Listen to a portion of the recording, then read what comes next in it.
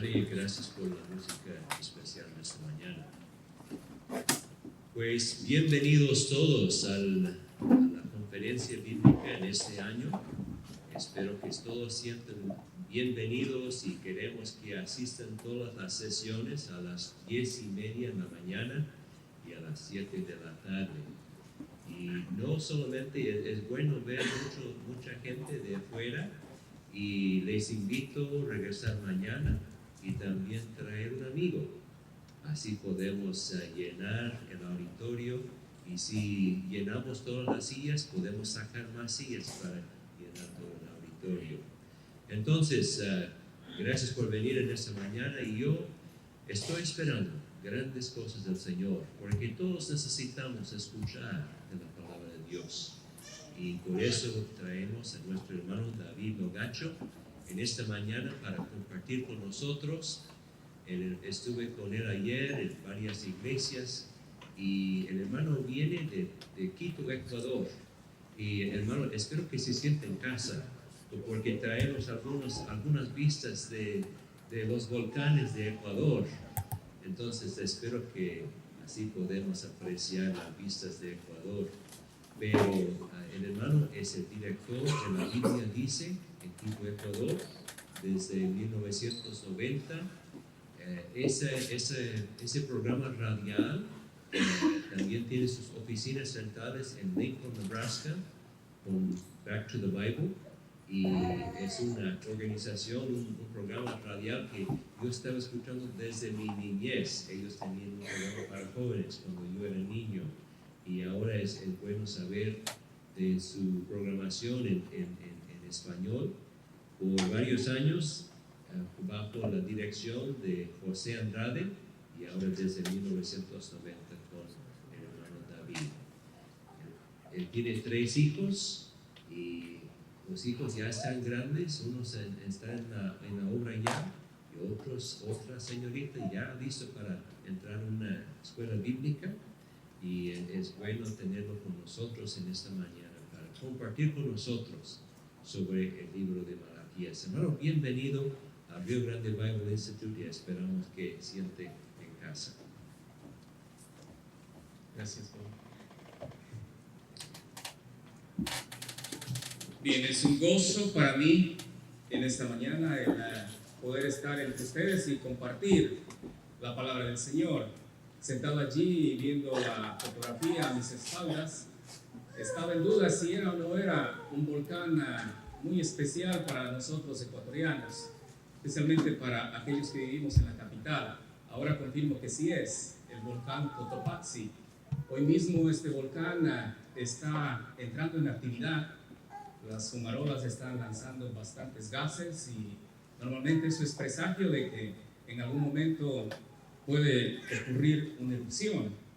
Y durante el tiempo que yo estuve trabajando en una estación de rastreo de naves espaciales, la estación de rastreo de las naves espaciales quedaba en las faldas de este volcán.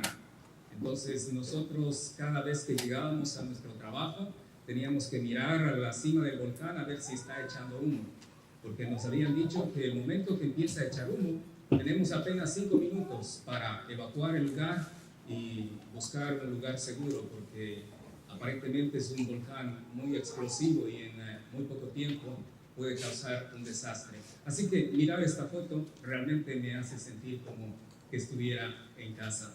Pero hay motivos más importantes que ese para estar gozoso en esta mañana, y qué bueno poder estar en el Instituto Bíblico de Río Grande. Yo pasé 3 años en un instituto bíblico también, y a decir verdad fueron los 3 mejores años de mi vida, porque día y noche allí en el instituto bíblico no me enseñaron otra cosa sino la palabra del Señor, y eso fue lo que yo necesitaba, eso fue lo que me impulsó para servir al Señor después en su obra. Yo veo varios jóvenes acá que están estudiando, y en realidad yo digo, ustedes son bendecidos del Señor por ese privilegio de estar dedicando su juventud a prepararse para servir al Señor. En mi caso personal no fue así. Yo fui al instituto bíblico ya casado, con 2 hijos y una esposa embarazada. Tenía 35 años cuando fui al Instituto Bíblico, pero el Señor utilizó ese tiempo de una forma muy especial en mi vida. Y estoy seguro que en la vida de ustedes también, estudiantes, el Señor estará utilizando este tiempo de Instituto Bíblico para capacitarlos, para prepararlos, para formarlos a la imagen que Dios quiere que tengan, para después estar en el servicio del Señor. Eso es lo que Él hace con nosotros en los institutos bíblicos. Hay herramientas a veces un poco extrañas que el Señor utiliza para moldearnos, y todos nosotros tenemos que pasar por esas experiencias que son indispensables para llegar a ser lo que el Señor quiere. Yo recuerdo en mis años de instituto bíblico, después de haber estado trabajando un buen número de años en mi profesión y con todo lo que uno necesita para vivir cómodamente, de pronto ir a un instituto bíblico donde no estaba trabajando, ya no había el ingreso económico que antes había, y estar haciendo trabajos manuales para levantar algo de fondos para el sustento, el tener una deuda que está allí pendiente y que a veces llega a ser un peso y un motivo constante de oración, son las cosas que el Señor utiliza para moldearnos. Recuerdo claramente cuando nació nuestra hija allí en el Instituto Bíblico, llegó un momento en el que no teníamos un centavo ni para la leche de la niña. Y qué interesante cómo el Señor va incentivando y moviendo la creatividad para hacer cosas y satisfacer esa necesidad. En esa ocasión específica se nos ocurrió hacer donuts ahí en el Instituto Bíblico, cocinar y preparar los donuts. Y qué bueno fue, me acuerdo con mucha claridad, y cada vez que recuerdo eso me emociona mucho ver a mis hijos pequeños. El más grande tenía en esa época unos 8 años, la más pequeña unos 6 años, y ellos salían con sus bandejas llenas de donuts a vender a los estudiantes los donuts. Y a través de eso el Señor nos proveyó para satisfacer las necesidades del momento. Y en algún momento yo me rascaba la cabeza y decía, pero ¿qué estoy haciendo yo acá? Soy un ingeniero y he tenido trabajos importantes, y de pronto para subsistir tengo que vender donuts. ¿Cómo puede ser esto? Pero sabe, Dios es fiel, y Dios en su gracia utilizó todas esas herramientas para moldearnos, para formarnos, para capacitarnos después para lo que Él quería que estemos haciendo. Así que yo les animo, estoy seguro que entre ustedes también, estudiantes, y a veces también los profesores, hay situaciones difíciles, pero es lo que Dios utiliza para moldearnos, para formarnos. Quiero traer saludos de parte del Ministerio La Biblia Dice. Ese es el ministerio en el cual estoy sirviendo al Señor en la actualidad. Es un ministerio que utiliza medios masivos de comunicación para esparcir la palabra del Señor. La radio ha sido nuestro principal medio de comunicación a nuestra disposición, y ciertamente estamos haciendo un buen uso de la radio para llegar a mucha gente. Nuestro programa radial, La Biblia Dice, se transmite en unas 350 emisoras, principalmente en América Latina, aunque hay algunas emisoras también en España, en Italia, en Suecia y en Canadá. Digamos que donde hay una presencia numerosa de gente de habla hispana, allí está nuestro programa, y a través de ese programa estamos llegando a muchas personas. El Señor en su gracia me da de tanto en tanto la oportunidad de visitar los lugares en los cuales se escucha el programa, y qué grato es para mí el estar en esos sitios y ver algo, al menos lo que se puede apreciar desde este lado del cielo, de lo que Dios está haciendo a través de la exposición de la palabra. No podemos ver todo, tal vez en la gloria veremos todo lo que el Señor ha hecho por medio de instrumentos humanos, pero el Señor sí es fiel para abrirnos una pequeña ventanita y mirar cosas que Dios está haciendo a través del ministerio. Cuando uno está grabando programas, aquellos que tienen oportunidad de hacer programas para la radio, no en vivo, pero grabados para luego ser distribuidos a las emisoras, cuando uno graba un programa está encerrado en un lugar. Lo único que yo tengo frente a mí es un vidrio, un micrófono, y al otro lado del vidrio está la persona, el hermano que opera los equipos. No tengo nada más. no tengo rostros sonrientes y hermosos como los que yo puedo ver en esta mañana aquí en este auditorio. Entonces, a veces uno llega a pensar, ¿será que esto está llegando a algún lado? ¿Será que esto está beneficiando a alguien? Y Satanás es muy astuto para a veces meternos esa duda y desanimarnos un poco. Pero qué bueno es que cuando tengo oportunidad de salir, poder estrechar la mano de personas que dicen, hermano, quiero agradecerle por el programa de ustedes y el programa fue bueno, o me hablan y me dicen, usted en un momento habló de esto y es justamente lo que yo necesitaba escuchar. Entonces es como un vaso de agua fría a una persona en medio del desierto. Qué bueno es eso, utilizar medios masivos de comunicación. Estamos usando también mucho el Internet. Es un medio masivo que se presta para muchas cosas muy negativas y cuestionables y que están afectando terriblemente a la sociedad en el día de hoy. Pero también podemos utilizar Internet para exponer la palabra del Señor, para enseñar la palabra del Señor y para desafiar a la gente a recibir a Cristo como Salvador. Y a través de Internet nosotros estamos llegando a muchas personas. Nuestro sitio de Internet es uno de los más visitados de los sitios cristianos en toda América Latina. Alrededor de unas 1.500 personas diariamente están entrando a nuestro sitio de Internet para leer los libretos de los programas, para bajar estudios bíblicos, para escuchar el programa radial. De esa manera podemos llegar a muchísima gente. Utilizamos también la página impresa a través de cursos bíblicos por correspondencia, pequeños comentarios bíblicos que ponemos a disposición de los hermanos para su crecimiento espiritual. Si el Señor nos otorga la bendición de ver un sueño cumplido, tal vez en el futuro estemos también utilizando la televisión para llegar a personas con la palabra del Señor. ¿Saben? En las cosas de Dios tenemos que soñar en grande. Tenemos que seguir un poco el ejemplo de Jabes, ese personaje del Antiguo Testamento. Jabes es el típico caso de alguien que soñó en grande para el Señor, no para él mismo, no para su propia gloria, pero para el Señor, para que el nombre de Dios sea glorificado.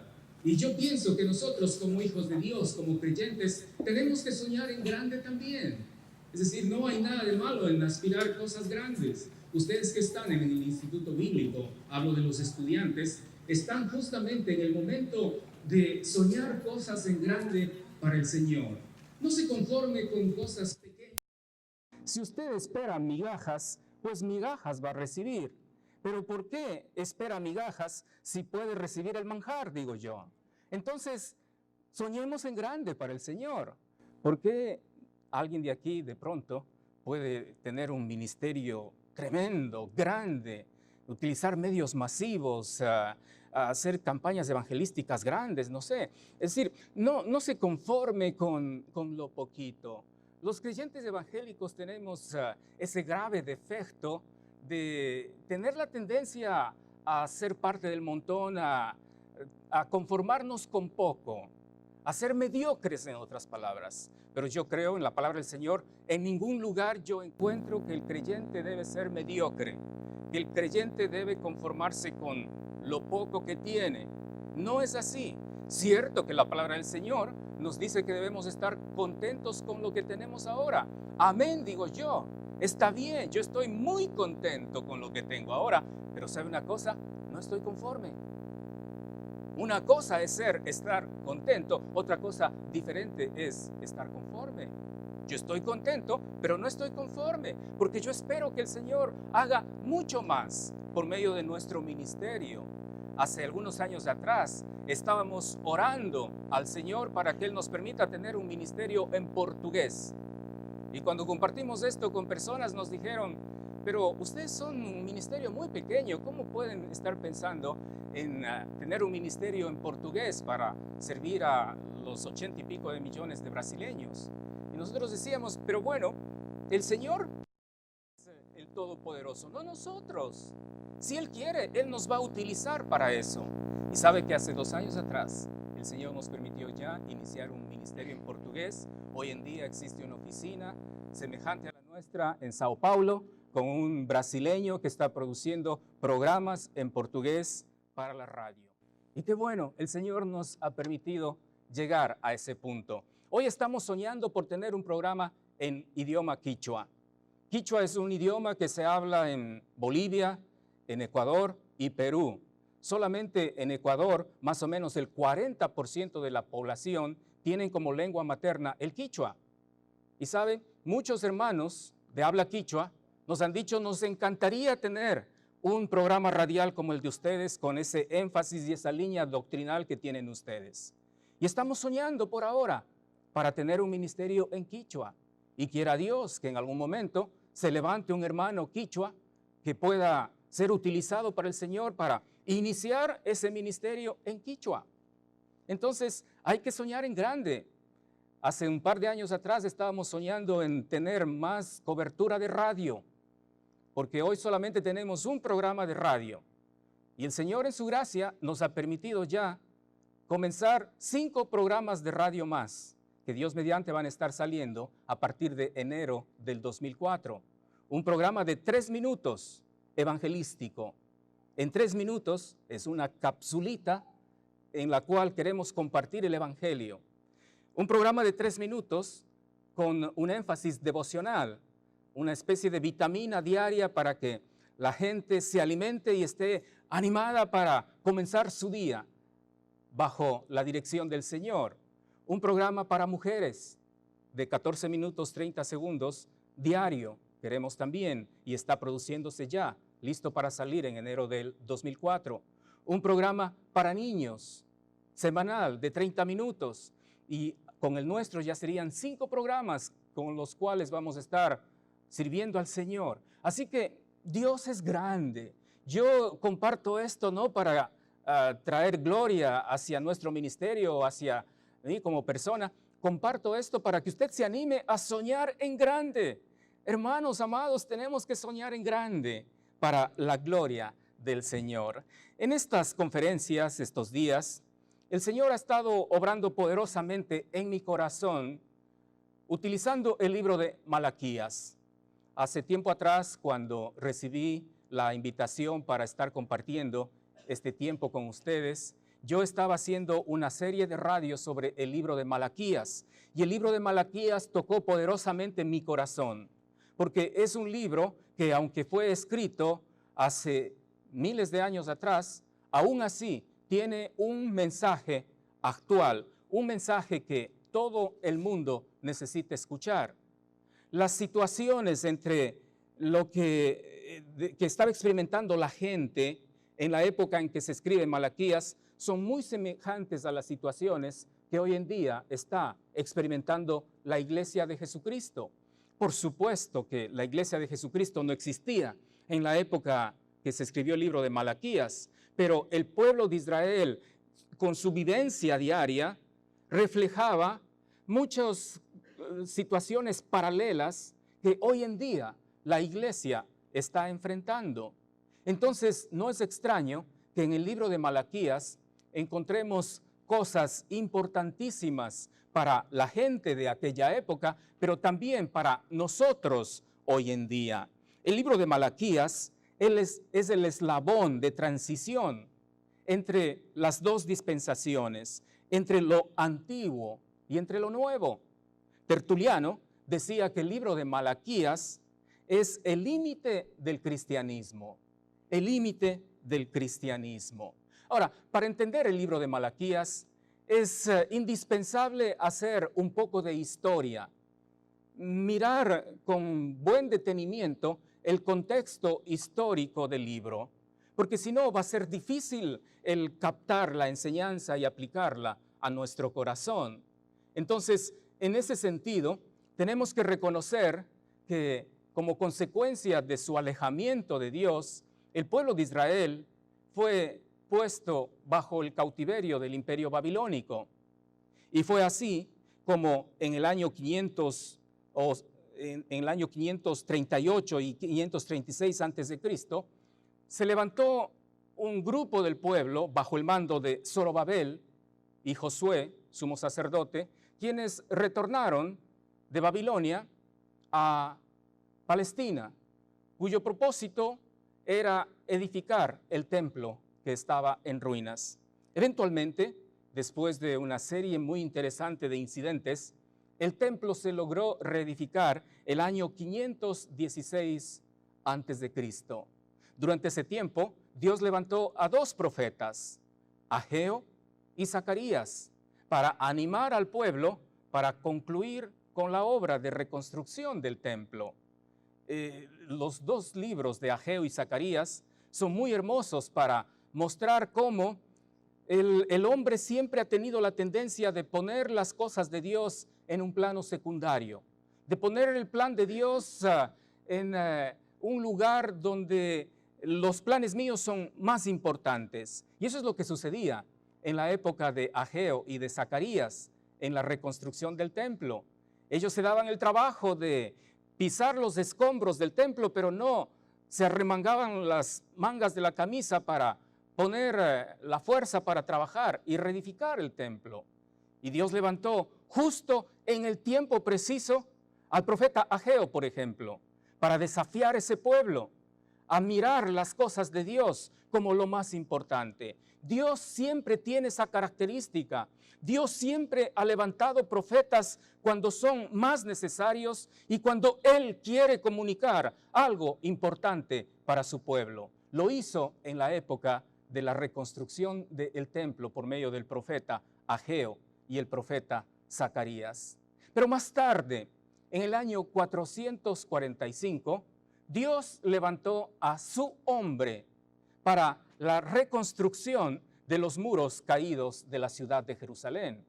Esta vez, este hombre fue Nehemías, quien juntamente con Esdras fueron a Palestina para ser utilizados por Dios para levantar los muros caídos de la ciudad de Jerusalén. Nehemías sale de allí, de Susa, la capital del reino, más o menos en el año 445 a.C., y comienza la obra de reconstrucción de los muros caídos de Jerusalén. Y en un tiempo récord de 52 días, los muros son reedificados. A pesar de los obstáculos, a pesar de todo lo que hizo el enemigo para detener la obra, Nehemías jamás detuvo la obra, y en un tiempo espectacular de 52 días, Dios permitió que los muros sean reedificados. Pero lo triste es que en Jerusalén no solamente había muros materiales caídos, había también muros espirituales que estaban caídos. Y Dios levantó no solo a Nehemías, sino también a Esdras para reedificar esos muros espirituales que estaban en ruinas. Nehemías pasó aproximadamente 12 años allí en Jerusalén como el gobernador de Jerusalén y Esdras como el líder espiritual allí en Jerusalén. 12 años. Durante esos 12 años se reedificaron los muros y Nehemías hizo el trabajo espiritual de reedificar los muros espirituales que estaban caídos. Interesante que Nehemías tenía un claro concepto de cómo deben hacerse las cosas en la obra del Señor. La obra del Señor no son edificios, la obra del Señor no son cosas materiales, la obra del Señor no son propiedades, no son poner ladrillos o bloques uno encima de otro. Los edificios, las obras materiales son solamente el medio para obtener fines espirituales. Y eso es lo que sucede en la época de Nehemías y en la época de Esdras. Sí, pusieron bloques uno encima de otro y piedras una encima de otra para levantar los muros que estaban caídos, los muros físicos, los muros materiales. Pero eso solamente fue el medio para levantar muros espirituales que estaban destruidos. Y Nehemías y Esdras tomaron 12 años para levantar esos muros espirituales que estaban caídos. Amados hermanos, no distorsionemos el enfoque de la obra del Señor. La obra del Señor tiene que ver con vidas de personas. La obra del Señor tiene que ver con restaurar muros espirituales que están en ruinas. Las cosas materiales, los bienes materiales, son solamente medios. Cuánta tristeza me da a mi corazón encontrarme con cantidad de iglesias que todo su esfuerzo, toda su energía, todos sus recursos económicos están canalizando a levantar hermosos edificios, hermosos santuarios, costosos templos, pero la condición espiritual de las personas son tan terribles, están en mala situación. ¿Y cuánto hace falta que se levanten hombres como Nehemías, hombres como Esdras, que tengan la capacidad no de mirar como lo más importante lo material, sino lo espiritual, y que estén dispuestos a elevar el nivel espiritual de la gente? Pues Nehemías y Esdras estuvieron en esa empresa 12 años. Y mientras Nehemías y Esdras estaban trabajando hombro a hombro junto al pueblo para edificar esos muros espirituales en ruinas, la situación allí en Jerusalén marchaba de lo mejor. Los levitas estaban en su lugar, sirviendo en el templo. Tenían todas sus necesidades cubiertas, porque el pueblo fue fiel, trayendo sus diezmos, trayendo sus ofrendas, trayendo todo lo que la ley de Moisés establecía como un requisito para el pueblo de Israel. El asunto funcionaba de lo mejor. Los sacrificios se estaban haciendo fielmente en el templo. Los sacrificios siempre fueron de buena calidad, porque allí había un levita, allí había un sacerdote que estaba con los ojos fijos para que se cumpla con aquello que Dios había establecido en su palabra, en la ley. Por 12 años la situación funcionó de lo mejor. Pero yo no sé si usted ha escuchado ese famoso dicho de que cuando el gato está fuera, los ratones hacen fiesta. Así es como lo conocemos en Ecuador. Yo en los países que visito veo que tienen unos diferentes matices del mismo dicho, pero en esencia es lo mismo. Eso sucede cuando los profesores no están en clase, por ejemplo, y los estudiantes en el curso, ¿qué hacen? Fiesta, exactamente. Sucede cuando los padres no están en casa y los hijos quedan solos en casa. ¿Qué hacen los hijos? Fiesta. Se dedican a la buena vida. Eso pasa. Y tristemente, en el campo espiritual sucedió exactamente lo mismo allí en la ciudad de Jerusalén. Después de ese tiempo de 12 años que Nehemías, el gobernador, estaba al frente de todos los asuntos en Jerusalén, Nehemías tuvo que regresar a Susa, la capital del reino, de donde había salido 12 años atrás en comisión de servicio, digo yo. Tenía que regresar. Y cuando Nehemías se fue, ¿qué piensa que hicieron los judíos en Jerusalén? Fiesta, exactamente. Se dedicaron a la buena vida, olvidaron las cosas de Dios. Y la condición moral, la condición espiritual del pueblo se vino en picada. Y el pueblo estaba en una terrible situación espiritual.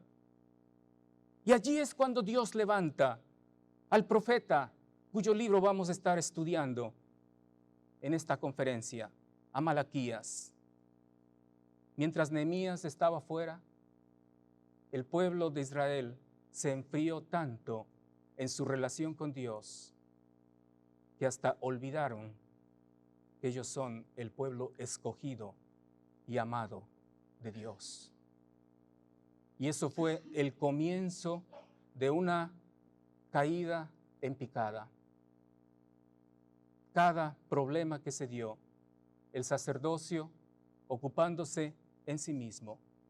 Ya no eran los pastores que cuidaban de las ovejas, eran los pastores que vivían de las ovejas. ¡Qué triste! Los diezmos que se debían llevar al templo para la subsistencia de los levitas y de los sacerdotes ya dejaron de entregarse. ¿Y qué hicieron los sacerdotes? Los sacerdotes tuvieron que buscar fuera del templo la manera de sustentarse ellos mismos y sus familias. Y fácilmente entró la corrupción al sacerdocio. Y el sacerdocio se volvió extremadamente corrupto. La ley decía que había que llevar animales sin tacha y sin defecto para el sacrificio. Pero en esas condiciones venía un judío con una ovejita coja que estaba al punto de morirse de lo flaca por lo enferma que estaba. Y allí el sacerdote ni siquiera se fijaba, tal vez lo veía con un lente de aumento para mirar que, sí, parece que está gorda, venga para el sacrificio. No se fijaban en nada. Muchos de los judíos tenían que comprar sus sacrificios allí, en los corrales del templo. Y tal vez había una oveja sana y buena y robusta, un macho tal cual como la palabra de Dios exigía, pero por decir algo, valía $100. Pero al lado estaba esa oveja enferma, patoja, al borde de la muerte, pero valía solamente $10. Entonces, ¿cuál oveja piensa que compraba el judío para el sacrificio? No la de 100, sino la de 10. Y luego le pasaba un billetito de $10 al sacerdote para que acepte ese sacrificio de esa oveja al borde de la muerte. Y el sacerdote llevaba esa oveja al altar y allí la sacrificaba. Corrupción. Los sacerdotes usufructuando de su oficio. La situación moral del pueblo era terrible. Todo el pueblo, desde los sacerdotes y levitas para abajo, divorciándose de sus esposas judías para casarse con una mujer pagana, de las muchas que abundaban en aquella época. No se hacían problema por eso, a pesar que la ley de Moisés decía que un sacerdote no se debía casar con la hija de un pueblo que no sea el pueblo de Israel. Pero los sacerdotes y los levitas, y si ellos lo hacían con mucha más razón, el pueblo en general, estaban buscando mujeres paganas para casarse con ellas y haciendo su carta de divorcio y entregando a sus esposas judías y despidiéndolas de su casa. El divorcio era pan del día en la época en la cual Nehemías estaba fuera de Jerusalén. La situación moral era terrible. Ese es el mundo en el cual estaba viviendo Malaquías. Y es el mundo en el cual él confronta todos esos males en su libro. Ahora, mentalmente, hagamos un viaje de más de 2000 años, desde la época de Malaquías hasta nuestra época. Y sabe, lo que yo encuentro en la iglesia, para tristeza mía lo digo, se parece muchísimo a lo que fue en la época de Malaquías. Porque hoy en día también yo puedo ver en la iglesia que el amor se ha enfriado. Yo puedo ver apatía hacia nuestro Señor Jesucristo. Yo puedo ver frialdad, indiferencia de la mayoría de los creyentes y aún de pastores y siervos del Señor, indiferentes hacia el Señor de la obra. Puedo ver siervos del Señor que ya no viven para las ovejas, sino que se sirven de las ovejas. Yo puedo ver siervos del Señor que manipulan a las ovejas para llenar sus arcas de dinero y ellos vivir a cuerpo de rey, sin importarles que prácticamente están metiendo la mano en el bolsillo de las ovejas. Eso es lo que está sucediendo hoy en día. Puedo ver la condición moral de una buena parte de lo que mal se llama Iglesia de Cristo, porque muchos de ellos ni siquiera forman parte de la Iglesia de Cristo, pero dicen que son de la Iglesia de Cristo. Y puedo ver en ellos cómo su vida está tan distorsionada por el pecado. Me quedé alarmado de una estadística acá de este país, Estados Unidos. En el año 2002 hubo 1.300.000 casos de divorcio en este país. Y yo me temo mucho que un buen porcentaje de ese elevado número de divorcios en solo un año sea de personas que se dicen ser creyentes y personas que tal vez están sentados domingo a domingo en una iglesia, escuchando el mensaje y recibiendo la palabra de Dios, pero parece como que si tuvieran sus oídos tapados. Entra por el uno y sale por el otro, pero no deja nada absolutamente adentro. Y no hay ningún problema con divorciarse, y no hay ningún problema con ser desleal a la mujer de su juventud, y no hay ningún problema con volver a casarse con otra persona, y no hay ningún problema con repetir el ciclo tantas veces sean necesarias. Aún en países pobres y pequeños como el nuestro, yo veo como la gente está tan entusiasmada y tan metida en el materialismo, en el consumismo, en ganar lo más de dinero que se puede para vivir de la manera más cómoda que se puede, para rodearse de los lujos más costosos que uno puede imaginar. Y tal vez no exagere cuando diga que eso está sucediendo con mayor fuerza aquí en este gran país de los Estados Unidos. Y la iglesia está en medio de eso. La iglesia está inmersa en esa situación. Y a Dios le estamos dando lo que sobra.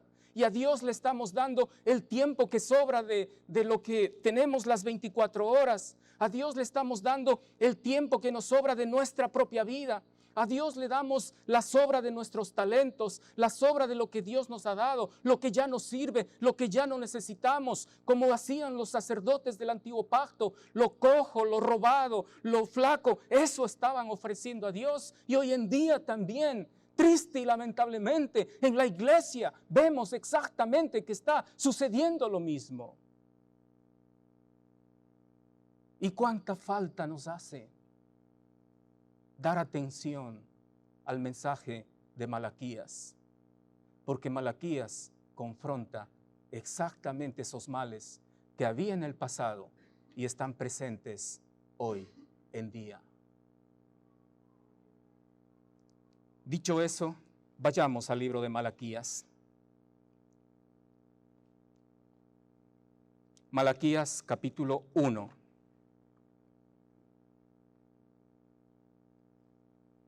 En el versículo 1 encontramos la introducción del libro de Malaquías. Dice lo siguiente, Malaquías capítulo 1, versículo 1. Profecía de la palabra de Jehová contra Israel por medio de Malaquías.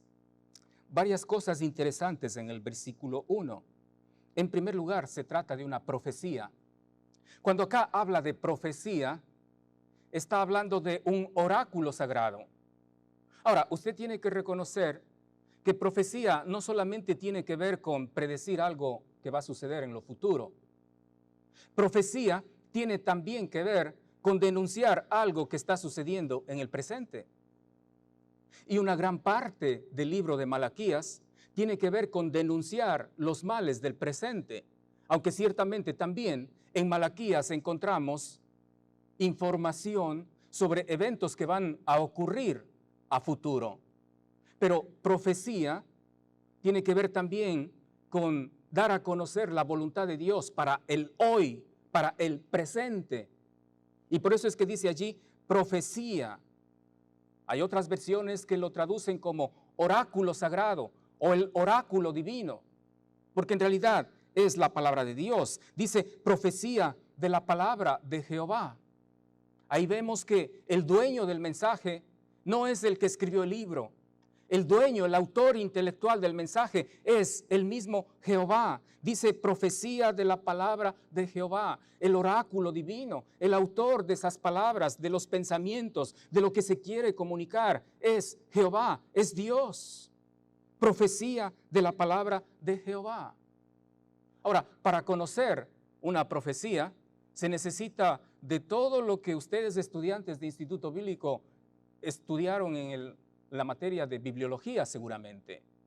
Se necesita ese proceso de revelación que se complementa con ese otro proceso de inspiración y que termina con ese otro proceso de iluminación. Los 3 pasos son indispensables para conocer los oráculos divinos. No hay otra forma de conocerlos. Se necesita, en primer lugar, que Dios, por medio de su Espíritu, revele lo que Él quiere comunicar al hombre, y Él lo hace a través de un profeta. Esta obra sobrenatural de revelación es equivalente a tomar un pensamiento en la mente de Dios y ponerla en la mente del profeta. Eso es la revelación. Ya el pensamiento está en la mente del profeta, pero de alguna manera el profeta tiene que comunicar ese pensamiento. Cierto que puede hacerlo verbalmente, pero si se va a preservar ese pensamiento, tiene que estar por escrito. Y allí es donde entra ese otro mecanismo, esa otra obra que se llama la la inspiración. Gracias, mi hermano. Muy amable.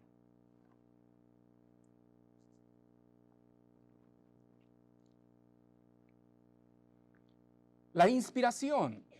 La inspiración es la obra por la cual los escritos en el idioma original reflejan exactamente lo que Dios quiere que sean. Aún las palabras, siempre respetando la personalidad del autor. Esa es la maravilla de la inspiración.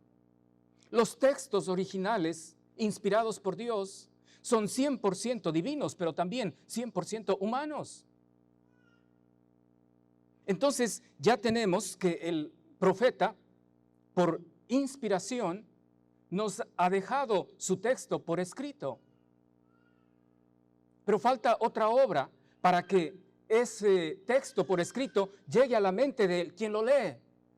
Y esa es la obra de la iluminación, una obra del Espíritu Santo, mediante la cual aquello que está escrito llega a la mente de la persona que está leyendo. Es una obra sobrenatural también. Se llama iluminación. Y sin esa obra de iluminación es imposible que usted o que yo podamos entender lo que Dios ha dicho en su palabra. Entonces se necesitan los 3 elementos: la revelación, la inspiración y la iluminación, para que un pensamiento de la mente de Dios eventualmente llegue a la mente de un ser humano. Así es como llegó la verdad de la palabra del Señor a cada uno de nosotros. Si no hay eso, no se puede de ninguna manera conocer la mente de Dios. Entonces, el autor del libro, Malaquías, fue el instrumento que Dios escogió para revelar su verdad y para que Él lo ponga por escrito, por inspiración, profecía de la palabra de Jehová.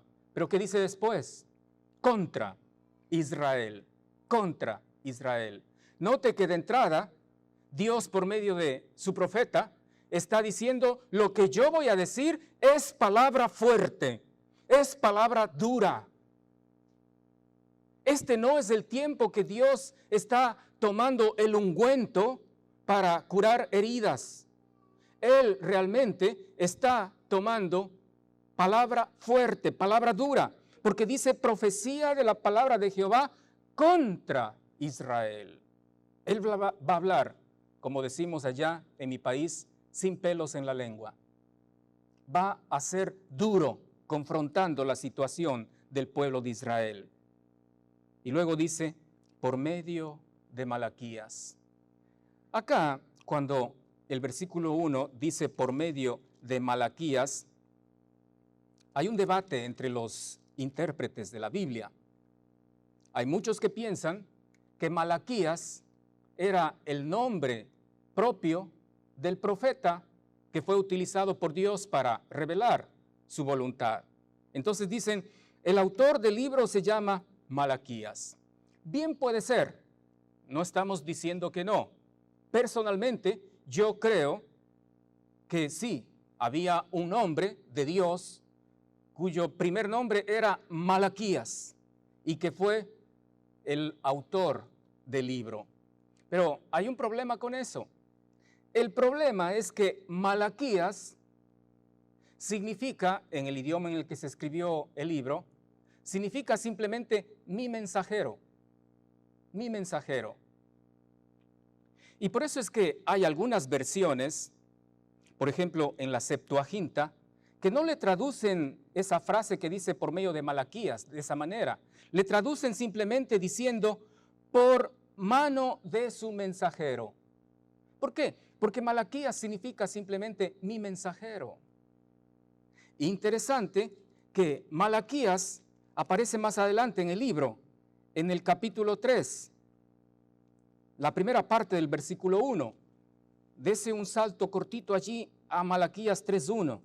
Mire lo que dice acá en la versión Reina Valera. He aquí, yo envío mi mensajero. ¿Sabe cómo dice en realidad, literalmente, los que conocen el idioma hebreo? Dice, he aquí, yo envío Malaquías. Pero acá le han traducido como mi mensajero. Porque Malaquías significa eso, mi mensajero. Entonces, las dos posibilidades pueden estar. Puede ser que el autor en realidad era un hombre que tenía por nombre Malaquías, o puede ser que era un personaje que no se ha revelado el nombre y que simplemente es el mensajero de Jehová, mi mensajero. Usted puede adoptar cualquiera de las dos posiciones. Yo le recomiendo que haga un estudio personal y si usted está junto con muchos otros de que sí había un personaje llamado Malaquías, usted está en buena compañía, porque hay muchos que piensan así. Pero también hay otros que dicen, no, es un escritor cuyo nombre no se sabe, simplemente fue utilizado como mensajero de Dios. Bien, hecha esa introducción allí en el versículo 1, entra entonces el primer problema, que viene a ser básicamente ¿qué diría yo? La razón de todos los otros problemas. Y aparece allí en el versículo 2. Dice, yo os he amado, dice Jehová. Ahí encontramos el reclamo de parte de Jehová. Yo os he amado, el reclamo. Pero ¿qué es lo que sucede? En respuesta, el pueblo, en lugar de actuar en obediencia a un Dios que los amó, el pueblo estaba actuando en total desobediencia a Dios. Por todos esos males que hablamos anteriormente. Y de allí ya podemos empezar a mirar cosas importantes para nuestra vida. La respuesta única que Dios espera como resultado del amor que Él tiene a un ser humano, ¿sabe cuál es? Obediencia. Cumplimiento de lo que Dios dice en su palabra. El pueblo no estaba obedeciendo. Pero qué interesante que en el reclamo de parte de Jehová al pueblo, Jehová toca el tema del amor. Yo os he amado, dice Jehová. La palabra de Dios muestra el profundo amor que Dios tuvo al pueblo de Israel. Deuteronomio capítulo 10, versículos 12 a 15, mire lo que dice en cuanto al amor de Dios hacia el pueblo de Israel. Deuteronomio capítulo 10, versículos 12 a 15. Ahora pues, Israel, ¿qué pide Jehová, Dios de ti? Sino que temas a Jehová tu Dios, que andes en todos tus caminos y que lo ames y sirvas a Jehová tu Dios con todo tu corazón y con toda tu alma, que guardes los mandamientos de Jehová y sus estatutos que yo te prescribo hoy, para que tengas prosperidad. He aquí, de Jehová tu Dios son los cielos y los cielos de los cielos, la tierra y todas las cosas que hay en ella. Ahora note versículo 15. Solamente de tus padres se agradó Jehová para amarlos, y escogió su descendencia después de ellos a vosotros, de entre todos los pueblos, como en este día. Dios amó de una manera entrañable al pueblo de Israel. ¿Y qué es lo que esperaba Dios en respuesta a ese tremendo amor de Dios. Lo que esperaba es obediencia. Desde el versículo 12 hasta el versículo 14 de Deuteronomio 10, Dios está diciendo: lo que yo espero en retribución, en respuesta a mi amor eterno a ti, es obediencia a mis mandamientos, obediencia a mi palabra. Y por eso es que en el versículo 2 de Malaquías 1, Dios toca el tema del amor primero. Está diciendo: pueblo mío, yo los he amado de una manera que ustedes tal vez ni siquiera la comprenden. Pero en lugar de obedecer mis estatutos, ustedes están pisoteando mi palabra. Ahora, cuando la gente entra en esa carrera loca y desenfrenada de pecado, normalmente se vuelve ciega a su situación de miseria y de pecado. Y por eso es que encontramos que el pueblo de Israel está en realidad replicando a la declaración de Dios en cuanto a que Él los ha amado. La segunda parte del versículo 2 dice: y dijisteis, ¿en qué nos amaste? Mire qué impertinencia, qué desvergüenza, digo yo, del pueblo.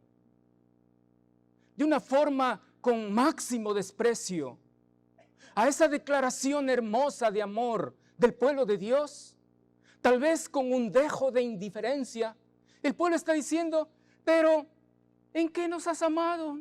Muéstrame en qué nos has amado. Cierto que el pueblo había sufrido grandemente a causa de su desobediencia. Fueron llevados en cautividad a Babilonia. Allí la vida no fue fácil. Unos pocos regresaron a Jerusalén y en Jerusalén tampoco la vida fue fácil. Tenían la oposición de los enemigos. El estilo de vida no era como el que tenían antes. El templo no era tan lujoso como era antes. La calidad de vida había disminuido allí en Jerusalén. Y tal vez el pueblo de Israel quería ver a Dios que todavía le estuviera prosperando como fue en épocas pasadas. Y claro, como vieron la mano de disciplina de Dios, ellos vieron solamente lo negativo. Y por eso ahora están increpando a Dios y reclamándole a Dios, diciendo: ¿en qué nos amaste? Cuando uno está en pecado, solamente mira las cosas negativas y echa la culpa de la consecuencia de nuestro pecado a Dios. Conozco caso tras caso de personas que han cometido errores fatales, contrarios a la palabra del Señor, y tienen que sufrir la consecuencia, porque es inviolable la palabra de Dios que dice: no os engañéis, Dios no puede ser burlado, pues todo lo que el hombre sembrare, eso también segará.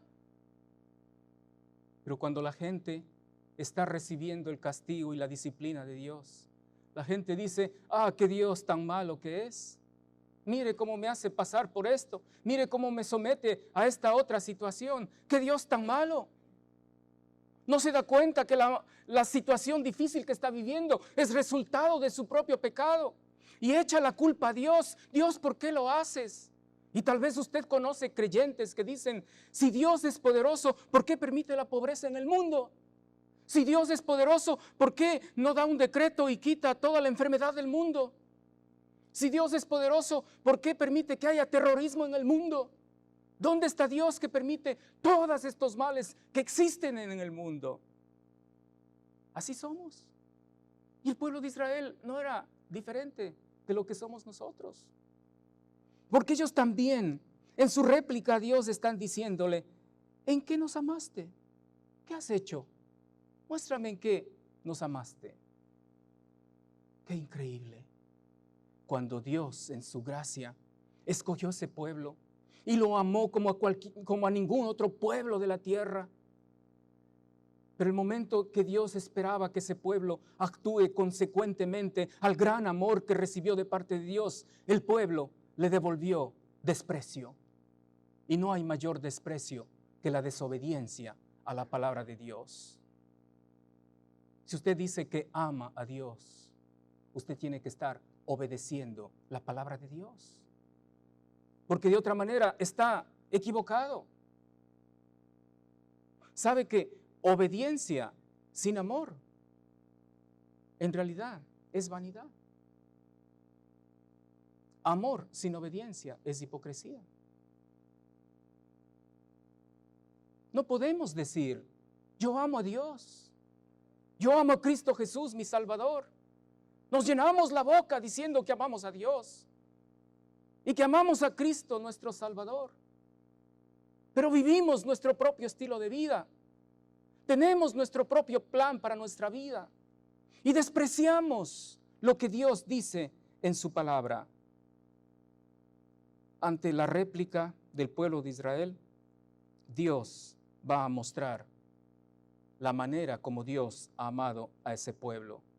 Y dice, versículo 2 al final, ¿no era Esaú hermano de Jacob, dice Jehová?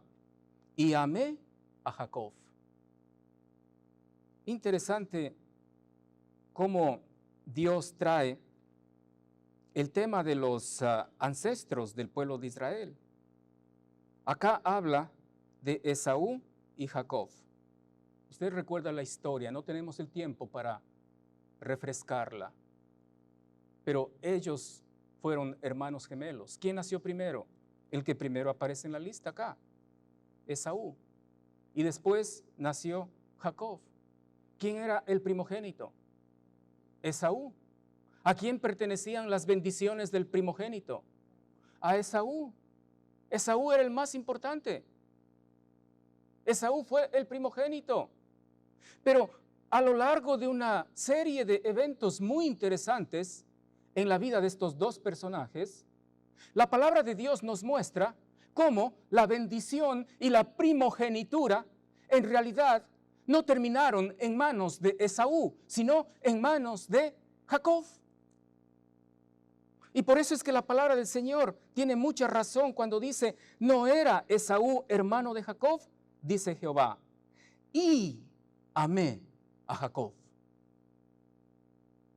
Cuando usted ve la historia de Esaú y Jacob, ve que Jacob, haciendo honor a su nombre de engañador, él con engaños se llevó o vendió o compró la primogenitura de su hermano Esaú. Después, en confabulación con su madre, se llevó la bendición del primogénito del padre Isaac. Y aún de los errores, aún de las equivocaciones, aún de las cosas cuestionables, Dios cumple con su voluntad soberana. Y como resultado de eso, dice, y amé a Jacob. Jacob fue escogido como el primogénito. Jacob fue escogido como aquel que recibía la bendición del primogénito, no Esaú. ¿Y qué pasó con Esaú? Versículo 3. Y a Esaú aborrecí. Ahora, esto representa un grave dilema para muchas personas. ¿Cómo es que Dios está aborreciendo a alguien? Se supone que el aborrecer es una emoción negativa que no está acorde con la deidad. Bueno, lo que pasa es que se está manejando términos relativos. Si amar significa escoger, entonces no escoger a otro significa aborrecer. Es lo mismo que en el Nuevo Testamento. Cuando allí en el Nuevo Testamento, hablando de lo que debemos hacer como creyentes, en Lucas capítulo 14, versículo 26, por ejemplo, se nos dice las siguientes palabras, solamente para que usted no vaya a pensar que Dios odia o que Dios aborrece a personas. Mire lo que dice Lucas capítulo 14, versículo 26. Dice así la palabra del Señor en Lucas 14, 26. Si alguno viene a mí y no aborrece a su padre y madre, y mujer e hijos, y hermanos y hermanas, y aún también su propia vida, no puede ser mi discípulo. Está hablando de aborrecer. Pero vamos a otro pasaje del mismo Nuevo Testamento para encontrar una clarificación sobre eso. Y me refiero a Mateo capítulo 10, versículo 37. Mateo capítulo 10, verso 37. Es el mismo asunto, pero mire lo que dice acá en 10:37 de Mateo. El que ama a padre o madre más que a mí, no es digno de mí. El que ama a hijo o a hija más que a mí, no es digno de mí. Entonces se nos aclara lo que en Lucas dice, el que no aborrece padre o madre, hermanos. Entonces, ¿qué significa? Significa simplemente que se está manejando términos relativos, se está poniendo algo en primer lugar. Y eso es lo que está sucediendo allí en Malaquías, cuando dice, a Jacob amé y a Esaú aborrecí. Lo que está diciendo es, yo en mi soberana voluntad escogí a Jacob, pero no escogí a Esaú. Eso es lo que significa. Volvamos entonces a Malaquías. Dice, y a Esaú aborrecí y convertí sus montes en desolación y abandoné su heredad para los chacales del desierto.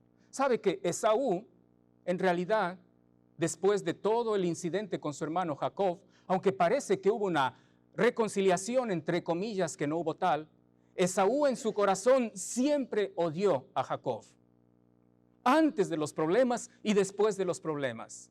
Y sus descendientes siempre odiaron al pueblo de Israel. Cuando el pueblo de Israel estaba saliendo de Egipto para ir a la tierra prometida, no pudieron pasar por el territorio de Esaú o de los descendientes de Esaú, porque no se lo permitieron. Entonces, no es que, pobre Esaú, víctima de la soberanía de Dios. No. Esaú cosechó lo que él mismo sembró. Y por eso es que la palabra de Dios dice, convertí sus montes en desolación y abandoné su heredad para los chacales del desierto. Ese fue el triste destino de Esaú, o de los descendientes de Esaú, también conocidos como Edom. Y de eso habla el versículo 4. Cuando Edom dijere, nos hemos empobrecido, pero volveremos a edificar lo arruinado, así ha dicho Jehová de los ejércitos. Ellos edificarán y yo destruiré, y les llamarán territorio de impiedad y pueblo contra el cual Jehová está indignado para siempre. Eso es lo que sucedió con Edom, los descendientes de Esaú. A pesar de que ellos trataron de levantarse, siempre había una maldición sobre ellos. Era la maldición de Esaú. Acá está hablando, así lo ha dicho Jehová de los ejércitos. Ellos edificarán y yo destruiré. Condenados a destrucción. Maldito significa destinado a destrucción.